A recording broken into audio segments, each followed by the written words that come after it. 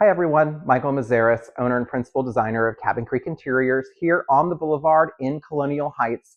If you haven't driven by recently, you haven't seen our new expansion. We've added 2,300 square feet to our old showroom by moving over into what was a Benjamin Moore store and still is a Benjamin Moore store. We carry Benjamin Moore paints and stains as well as a plethora of wallpapers to coordinate with it.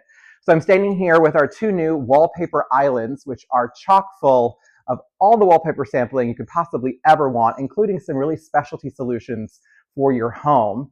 And I'm standing in front of course, the Benjamin Moore wall that you already know and love if you've been in before, with all of the Benjamin Moore collections in it. Plus, we have the designer collections in the binders here as well.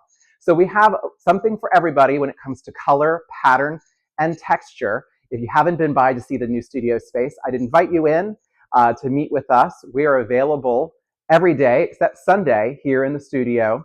And you can make an appointment online if you want some more specialty one-to-one help, or just stop on by and see us and take a look at all of the beautiful things we have. We're at 3701 Boulevard in Colonial Heights, Virginia, and we're available online at www.cabincreekva.com. Come see us soon.